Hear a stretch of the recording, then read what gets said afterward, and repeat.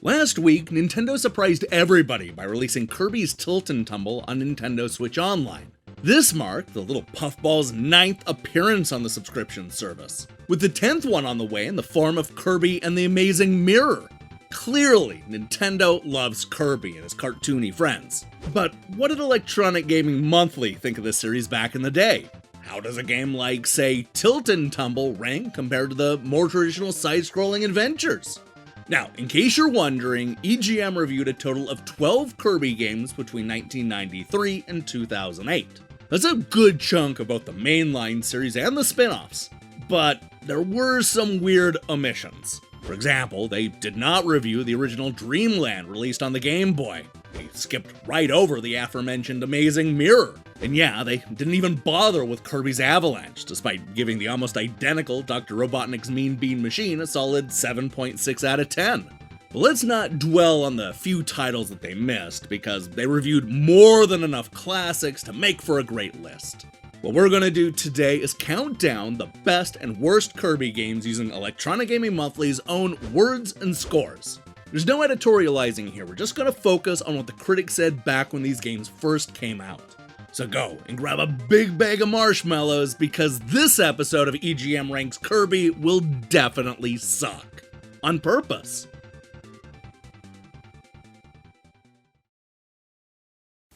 Recently, we compared two superheroes, Dashing Super Guy and Kirby from Nintendo. In some ways, Kirby lost big. No big hair, no big muscles, no weapons, nothing. All Kirby's got is appetite. Kirby's Dreamland, the thrilling adventure game on Game Boy. Kirby munches, spits back, and floats, saving glorious Dreamland. He's Kirby, and he packs a mean bite. Kirby's Dreamland, only on Game Boy.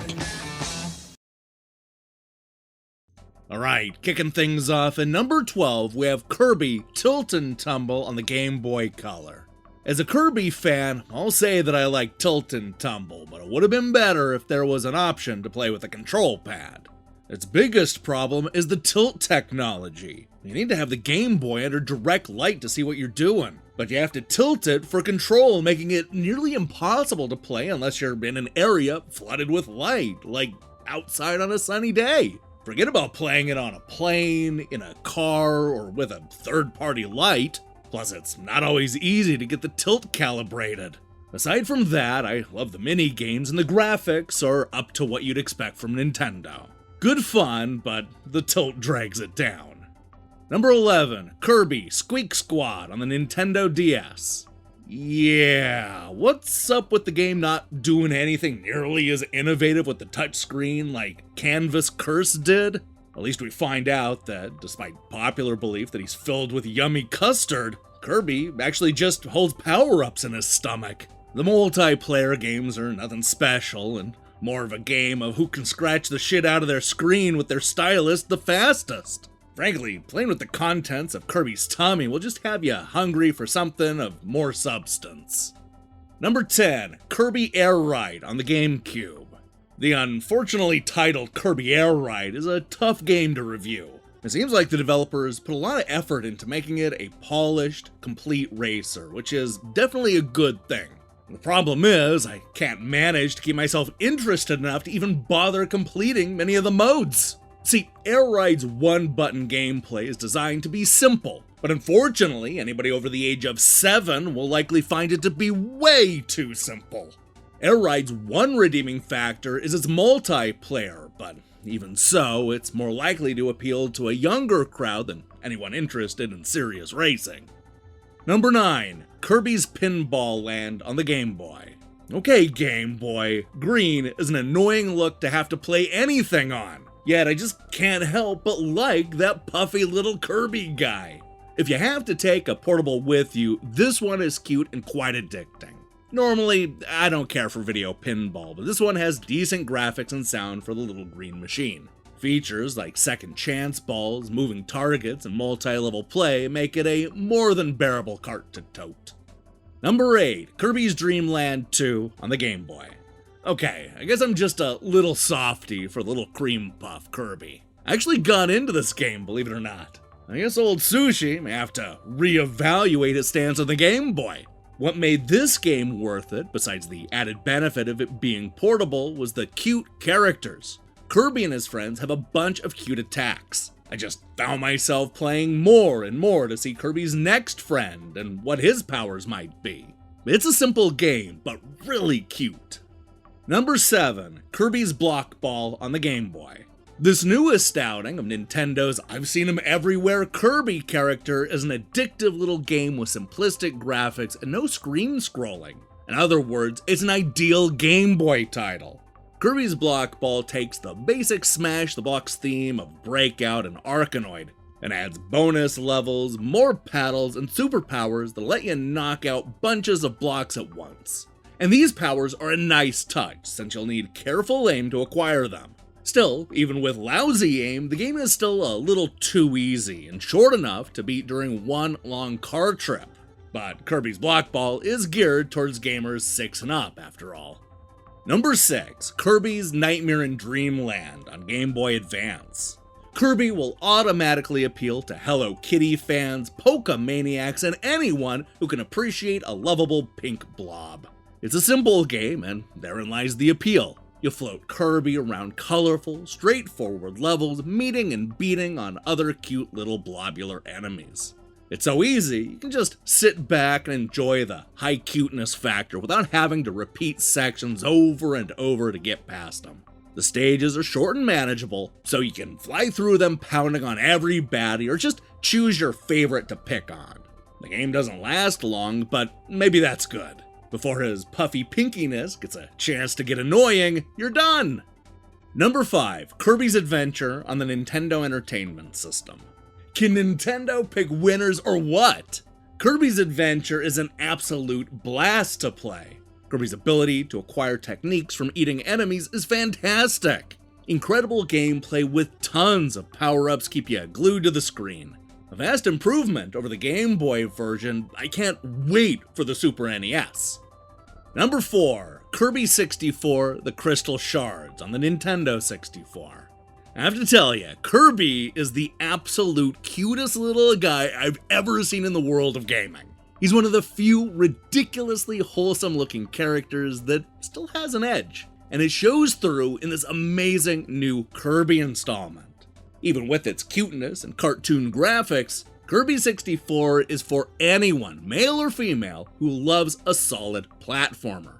It's filled with more fun gameplay than you can shake a stick at. Just be careful not to accidentally skewer Kirby and start roasting him. The sheer number of things Kirby can change into, and the way these personas can be used against a particular enemy or to find a hidden item, is really entertaining. Number 3, Kirby Superstar on the Super Nintendo. I don't understand why I like this game. I'm almost ashamed of it. It's just that this card is a piñata packed full of little goodies. Some of the side games are so simple in concept, but are, well, fun. For example, one stage has 2 players facing off.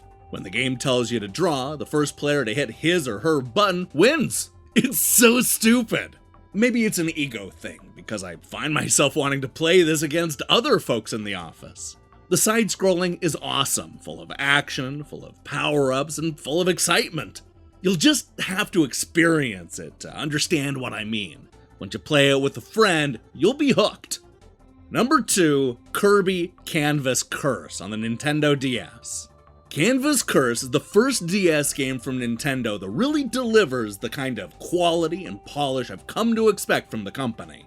It's also Nintendo's first DS game, aside from maybe Mario 64, that doesn't have that glorified tech demo feel to it. Kirby has 8 worlds, 20 plus stages, bosses, and minigames. It's the whole package. Another Yoshi touch and go, this is not.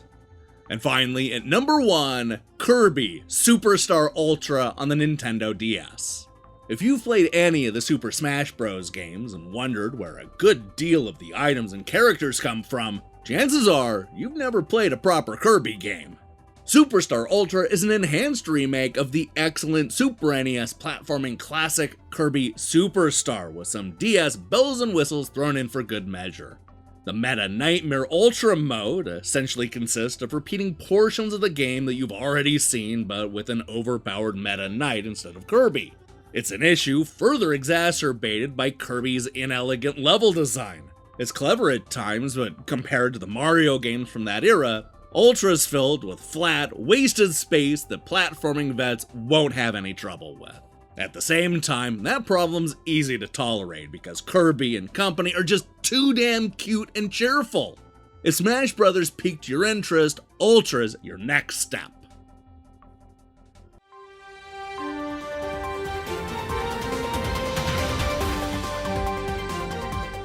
Cyril here at the Defunct Games news desk with some breaking Kirby information. We've just been sent some late-breaking details from former EGM editor and friend of Defunct Games Greg Seward that add some much-needed context to one of the reviews that we talked about today. Here's what Greg says about his time sitting next to somebody reviewing Kirby Tilt N Tumble. I sat in the cubicle next to Chris Johnston when we were both at EGM, and I vividly remember when he reviewed Kirby Tilt N Tumble. Back then, we used something called a Wide Boy 64 to take screenshots of Game Boy and Game Boy Color games. It was essentially a Super Game Boy for the Nintendo 64, something that should have been brought to retail in my opinion. Since Kirby couldn't be played with traditional controls, the cartridge was situated backwards compared to the way it would normally slot into the Game Boy Color. I remember laughing my ass off watching him manipulate his upside-down N64 with its power and AV cables still attached trying to get good screenshots of this game. His "would have been better with traditional controls" line in the review is a legit critique, but I think it was slightly informed by the ridiculous setup he used to get screenshots. That's hilarious. I can just picture him trying to move the Wide Boy 64 around, trying to make it all work. Greg also accurately points out that I mispronounced Genie's name in a previous video, which is a mistake that I'll definitely own up to. I apologize to Genie for the error, and I won't let it happen again, I promise. Now, let's throw to the retro commercial and get the hell out of here.